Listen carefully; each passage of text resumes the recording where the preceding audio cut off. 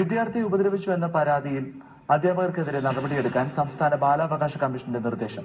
കോഴിക്കോട് ചക്കാലക്കൽ ഹൈസ്കൂളിലെ വിദ്യാർത്ഥിയുടെ രക്ഷിതാവ് നൽകിയ പരാതിയിലാണ് ഹെഡ്മാസ്റ്റർ ഉൾപ്പെടെയുള്ള 2 അധ്യാപകർക്കെതിരെ നടപടിക്ക് നിർദ്ദേശം നൽകിയത്. എന്നാൽ പരാതിക്ക് കാരണം വ്യക്തിവൈരാഗ്യമാണെന്നാണ് അധ്യാപകരുടെ വിശദീകരണം. ആരാമ്പ്രം സ്വദേശി നൌഫലിന്റെ പരാതിയിലാണ് ബാലാവകാശ കമ്മീഷന്റെ നടപടി. ചക്കാലക്കൽ സ്കൂളിലെ 10ാം ക്ലാസ് വിദ്യാർത്ഥിയായിരുന്ന മകൻ നഈം നൌഫലിനെ 2 അധ്യാപകർ നിരന്തരം ശാരീരികമായി ദ്രോഹിക്കുന്നുവെന്നായിരുന്നു പരാതി.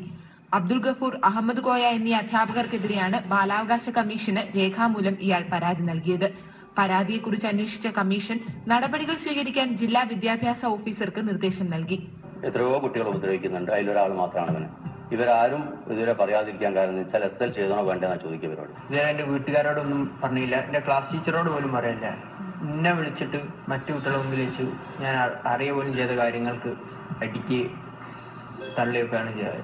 എന്നാൽ സ്കൂളിൽ നിരന്തരം പ്രശ്നങ്ങൾ ഉണ്ടാക്കുന്ന വിദ്യാർത്ഥിക്കെതിരെ സ്വാഭാവികമായ അച്ചടക്ക നടപടികൾ മാത്രമാണ് സ്വീകരിച്ചിട്ടുള്ളതെന്നാണ് അധ്യാപകരുടെ വിശദീകരണം. അങ്ങനെയുള്ള സംഭവം തന്നെ നടന്നിട്ടില്ല. അതൊക്കെ വ്യക്തിവിരോധങ്ങൾ ഉണ്ടാക്കിയ ചില പ്രശ്നങ്ങളാണ്. സ്കൂൾ അച്ചടക്കത്തിന് വിരുദ്ധമായ ഒരുപാട് പ്രവർത്തനങ്ങൾ ചെയ്തിട്ടുണ്ട്. അതൊക്കെ പറയുകയും ചെയ്തിട്ടുണ്ട്. രക്ഷിതാവിന്റെ പരാതിക്ക് കാരണം വ്യക്തിവൈരാഗ്യമാണെന്നും അധ്യാപകർ പറയുന്നു. ഏഷ്യാനെറ്റ് ന്യൂസ്, കോഴിക്കോട്.